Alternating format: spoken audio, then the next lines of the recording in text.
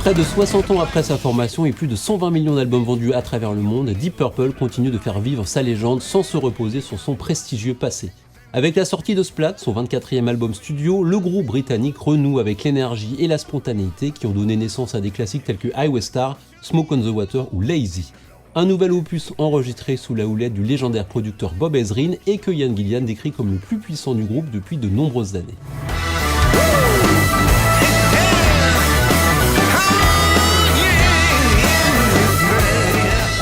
Arrivé officiellement en 2022 pour prendre la relève de Steve Morse, le guitariste irlandais Simon McBride occupe aujourd'hui un poste aussi prestigieux qu'exigeant au sein d'une formation façonnée par plusieurs figures majeures de la six-cordes, à commencer par l'iconique Ritchie Blackmore dont l'empreinte demeure indissociable de l'histoire du groupe.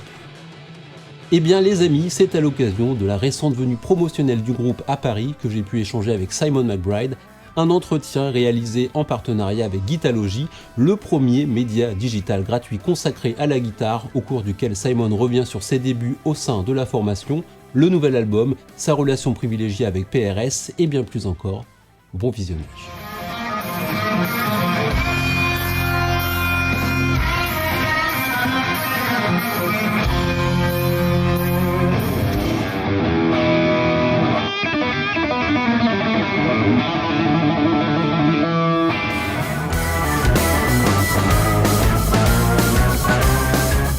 You know, I've known the guys for a long time. I played with them all at one point, but it was just never at the same time. Well, I first started playing. Initially I was only standing in for Steve, and I remember that Hellfest because it was very, very warm that day, and it generally was hell on stage because of the heat. But so for me, at that stage, I never thought anything of joining Purple. I was just kind of coming in to play, do a couple of tours, and then go home, and that was it, never to be seen again. That was my thought process, and then a month or so later, they asked me to join. Obviously due to Steve's problems that he had, and and here we are, second album later, and then it's all going very wonderful.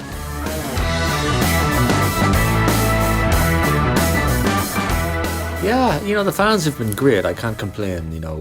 Obviously, there's always really, really hardcore fans out there who will never, want me there. But that's fine. But I'm gonna say like 90% of the fans all were very complimentary and very welcoming to me.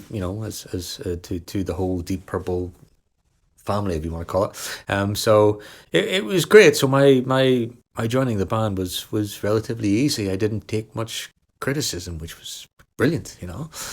When you join a band with the history of guitarists that Purple has had, it's a hard thing to mentally deal with. Everybody made it very easy for me, which was great. It would have been a lot harder if everybody hated me, but everybody thought I did a good job, and then that's the main thing, because my job is to play guitar, create music, and hopefully the fans love it. The fans love it. I'm doing a good job.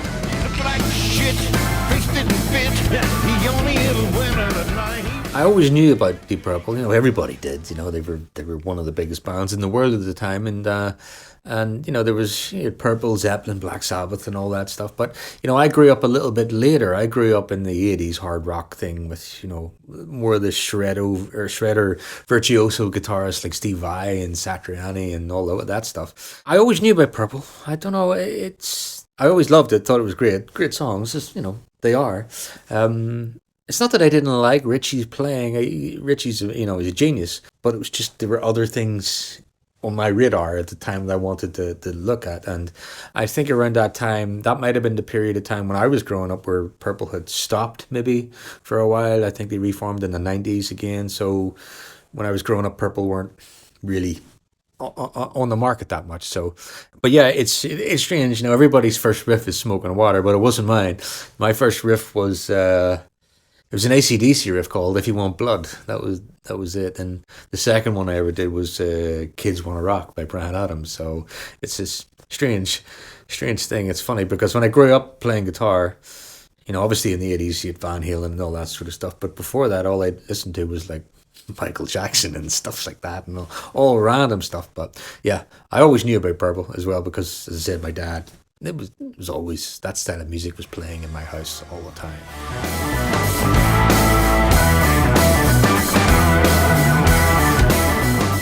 Having that experience playing with Don and writing songs with Don, it's a similar sort of thing. And with Don stuff, it was a little bit different because he had a lot of thoughts in his head of what he wanted.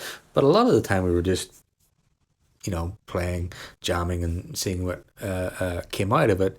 And with Purple, you know, I was so used to, you know, being on my own and writing my own songs and, you know, not having to answer to anyone.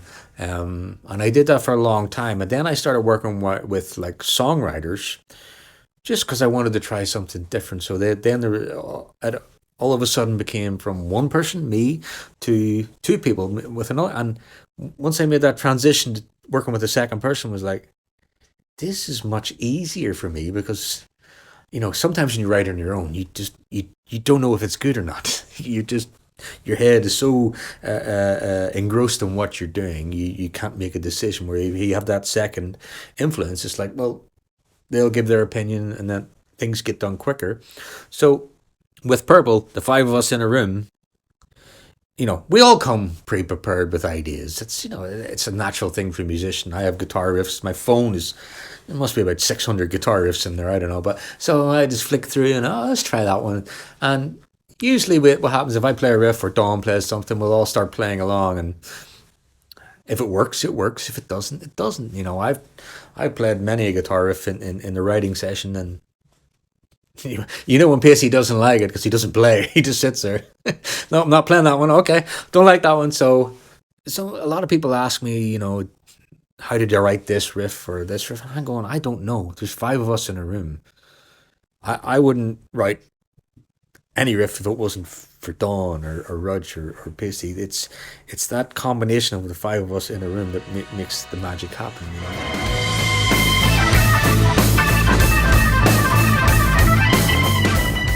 Yeah, well, you know, with Deep Purple, it's always been the guitar and keys, you know.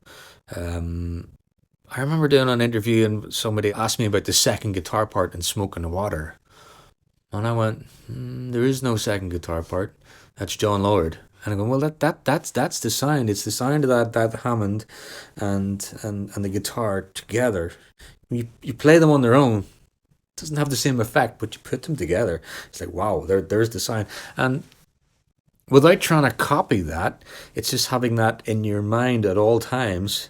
You know, the keys and guitar are that harmonic content of the band. So we need to try and make that as big as possible. And I think the key to that is simplicity, you know, not make things super complicated for Dawn that he can't play it or vice versa. You know, yeah, it's a very important thing with the keys and guitar. It's just because, you know, they're both harmonic instruments. You know, there's a lot of harmonic content with the keys. And plus with the Hammond and the Leslies and Dawn's Marshall cabs and whatever gear he's got going on, you know, it's on a very similar frequency range to the guitar. So it's quite hard to separate them. So you have to, I spent a lot of time playing with my guitar sound and changed it a lot just so I wasn't fighting with his sound a lot, you know, because now we've got to the stage where it really works together. You know, I'm on a slightly different frequency to him. It sounds very nerdy and very guitar, but, you know, guitarists love it. But it's one of those things where I spend a lot of time focusing on the more kind of lower mid stuff, whereas the Hammond and the Leslie doesn't really have that. So now we have that when we both play together. It's immense, which is great. You know, it's hard to do, but yeah, we seem to do it.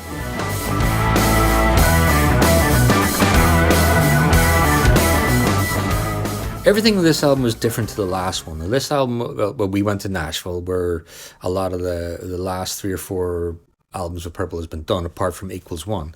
It's very important to have the setting right. You know, the Nashville studio was just amazing, and the sound is glorious. That's the one big thing when you record an album, especially the way we do it as a band. We basically play live. You know, do about 4-5 takes. That's it, and us playing live, and all our amps are in different rooms. But it's having that sound And that's what makes you feel comfortable, and then that's where the magic happens. You know, if you're not feeling comfortable, if it sounds terrible in your head, it's like then you're fighting constantly and you're not relaxing. But so yeah, that's I think why this album sounds a bit more loose and a bit more like Deep Purple, because that's what they did for years. The song "Arrogant Boy" is funny. I remember when we wrote that. I remember playing it. It was never we never really thought it would be a single. We just thought it was a self-indulgent, journey that Dawn and me were going on. We never, but here we are. It's the first single of the record. But the funny thing is, when we write a song, like, we don't really know what Ian's going to do over the top of it. When we wrote it, we always have to write it in mind. Like, Ian's always there and he's always singing little bits and pieces, but vocals are generally the last thing anybody does on a record. And that's basically that's the glue. It ties it all together. But when he came in with his vocal melodies and the words, and it was just obvious. It was like, that's the single. That's the first one. Just it's fast, it's furious, it's got a lot of melodic content. The lyrics are brilliant. Everything about it was just like, wow, just put that out. That's the first one, I think I was the first one in the email. I says, the first single has to be Arrogant Boy, has to be, so, and everybody agreed, everybody was no contest. So it's weird when you hear it without the vocals, but when you hear it with the vocals, it's like, it's just clear as day. It's perfect, so yeah, it's one of my favorite tracks on the record.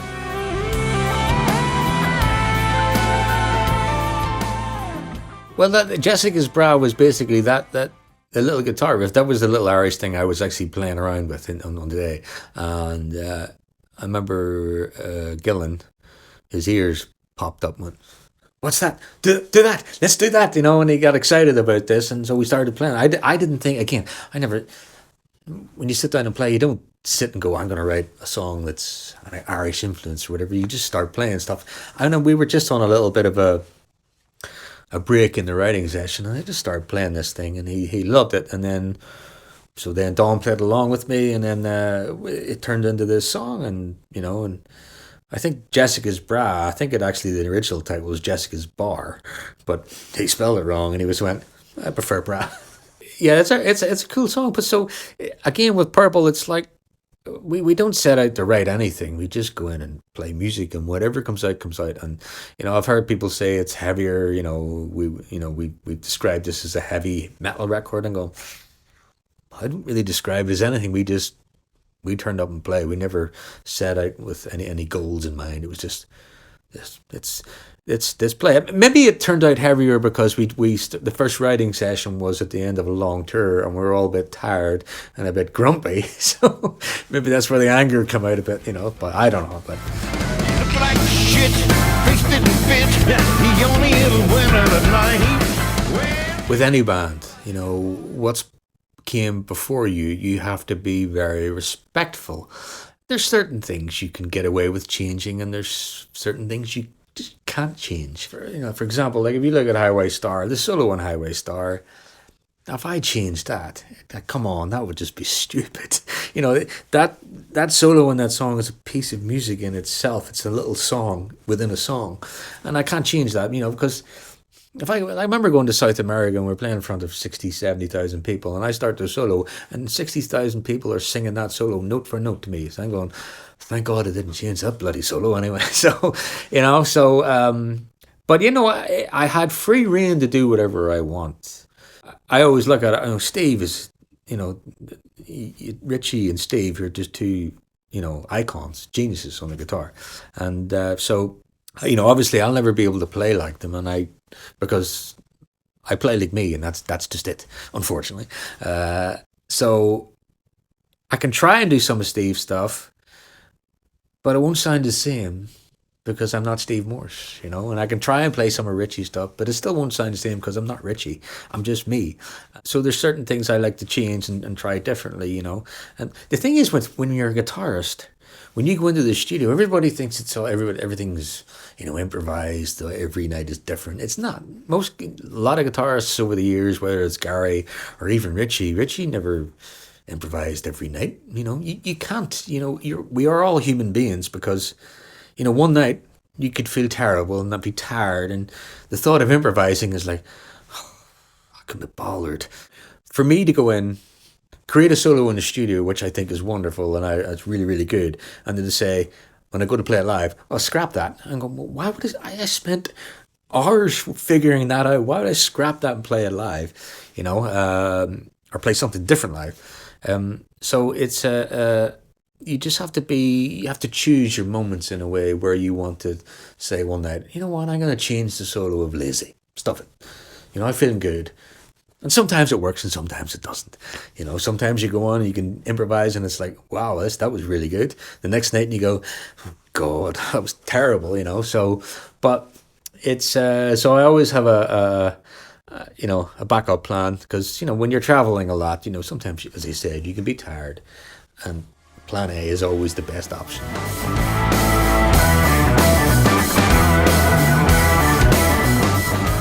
Yeah, well, with PRS, they're such a great company. I've been with them for, I don't know, nearly 30 years now, I think. And Paul is a great friend, a dear friend to me. I speak to him all the time, and, they're very, very helpful, and their guitars are amazing, but Paul will go out of his way, to make it work for me. And he does this for quite a lot of his artists. So he's like, whatever I need, he will sort it. And he's one of these guys. He's not like some other guitar companies. He's still always on that search. He's searching for something better. Always something better. Always wants to improve and improve. And that's what I really love about the man and the company, So, they really, PRS guitars to me is home. When I pick up a PRS, it's like, this is my guitar, and I could pick one up off the wall and still feel this is home, because there is that consistency with them. I've tried Les Pauls, I've tried Strats. They're great, but it's just not for me, And plus, with a company, I find it's their aftercare, which is a lot, especially for a touring musician, is really important. Because if you're stuck somewhere and you need a guitar, I know I could just pick up the phone and call PRS and they'll go, when and where do you need it? That's it. There's no questions asked. And, it's the same with Angle amps as well. I pick up the phone and they'll go, when and where do you need it? And that is invaluable.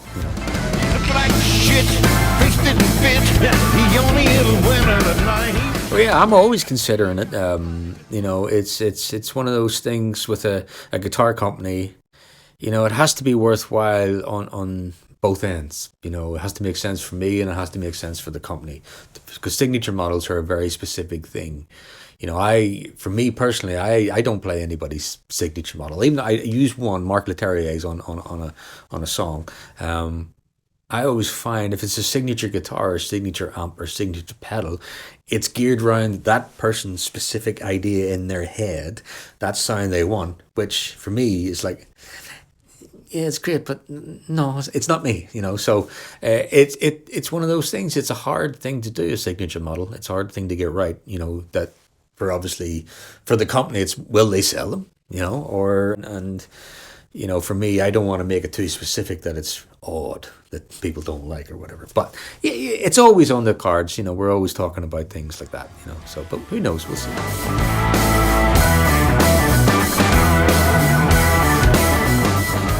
For me is obviously Arrogant Boy, which is great. Another favourite of mine is Sacred Land. I really like that one. It's kind of got that, it's heavy and it's kind of got that, it's like a Scottish kind of thing going on there, It's hard to say. Splat is really good too, and Jessica's Brass, all of them. But yeah, I'd say kind of, we have to tailor it down, because as you said, we can't really cut out Smoke on the Water and Highway Star and Perfect Strangers, and the list goes on. So, but yeah, Arrogant Boy is a really good one, I think, and and Secret Land. They're kind of like my two favorites on the record.